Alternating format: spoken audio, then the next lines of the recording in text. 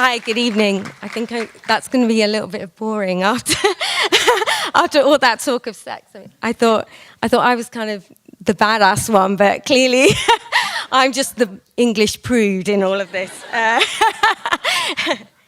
I'm Sarah Wilkinson. Thank you so much for coming out this evening to share and listen to these stories. It's been a really special night so far, and I've certainly learnt a lot in Row 2. I've been specialising in trend, brand and creative direction for over 20 years, focusing mainly on millennials and Gen Z and Gen Y customers.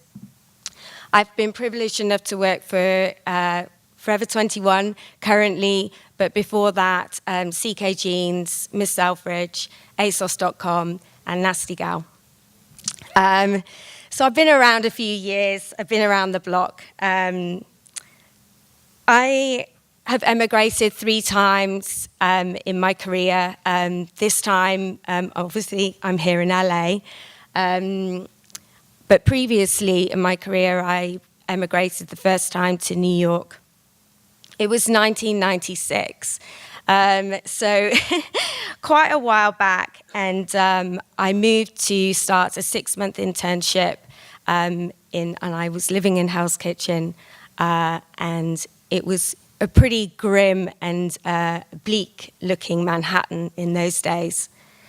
I was paid $175 a week cash, which obviously didn't go very far, especially when my favorite things were clubbing, clothes, cocktails. I mainly survived on deli egg rolls with sweet and sour sauce and drank copious amounts of Starbucks coffee. We used to work really long hours in those days. We didn't have computers, believe it or not. So we would have to design everything by hand, sketched out and faxed to China, page by page by page. And if the fax machine blew out a long bloop, which it did invariably, quite often you would have to start again and feed every single piece of paper through to factories in China, where with some handwritten instruction, they would have to tape the artworks together and use those to recreate the designs. Let's just say that we worked hard, but we partied even harder. We were surviving on probably around about 4 hours sleep a night. And I definitely would have considered myself as a technophobe. I think I'd only had a mobile phone for around about a year. There was no scanners, no computer, no internet, no Google at that time. Can you imagine? And it was certainly very challenging to build fashion trends at that time, mainly just through editorial magazines and pulling bought samples. If you were to fast forward 10 years to 2006, I was working in London holding design manager at Miss Selfridge, and I still probably would have considered myself a technophobe. I mainly would put boards together by hand, taping them together on large pieces of foam core, and keeping things really quite simple and very manual. I had a very interesting chance meeting with a guy called Robert Brady, who was Products and Trading Director at ASOS.com at the time. I was out in a wine bar on a Friday night, and it happened to be his birthday, and he was very tipsy. And he was extremely animated and determined about persuading me to come and join what was then known as Seen on Screen. Back then, no one had an online fashion store. Topshop, H&M, Zara, those guys probably opened their online stores maybe 2 years after that. So there wasn't a blueprint at all for an online fashion store. I thought he was crazy. I thought it was impossible. I didn't understand how we were going to get people to buy clothes from a computer screen. I mean, was it even cool? I mean, it kind of just looked like a catalogue, but on a screen. I mean, how are we going to make that into a brand? How are we going to make it into something that people would really get excited about?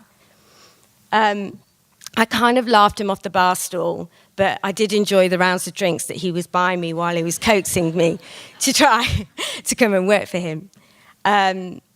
Anyway, 4 months passed, and eventually he managed to persuade me to leave Miss Selfridge and come and join him to head up a groundbreaking online fashion store.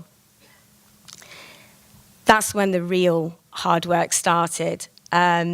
I started recruiting, networking, pulling on all my contacts, starting the entire design process from scratch, traveling maybe like 20 to 30 times a year all over the world, researching, putting trends together. It was kind of crazy times. But we started to make headway. And what broke it was really in 2008, we landed the front cover of Vogue. We got Georgia Jagger in a sequin zebra dress, and at last we felt like we'd made it. During that time, we launched ASOS White, ASOS Black, ASOS Salon, ASOS Africa, ASOS Marketplace, and we collaborated with some incredible talents, Patricia Fields, Marcus Lupfer, Josh Goot, Michelle Rafferty, Steph Stevens, hundreds of people who came to our calling. We certainly spent a lot of time in the pub. Nick Robertson, CEO of ASOS, said that if the alcohol ever dried up at ASOS, then all the ideas would dry up with it. But anyway, we did have some good ideas in the pub, and it proved to be so because we grew head office staff within 6 years from 60 people head office to 2,500 people. And our sales jumped from 750K a week to 35 million pounds a week.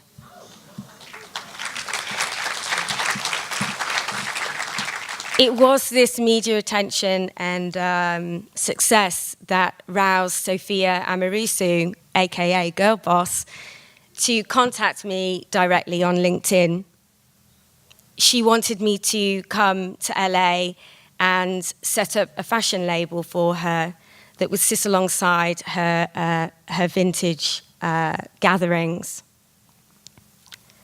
Nasty Gal Collection was born. I moved to LA.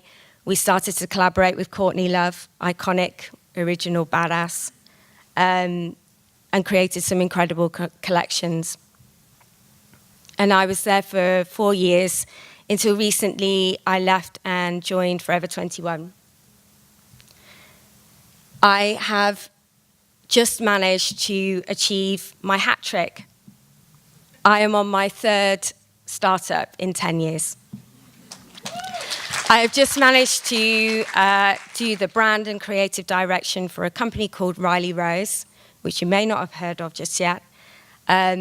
But we launched our first store in Glendale Galleria last month.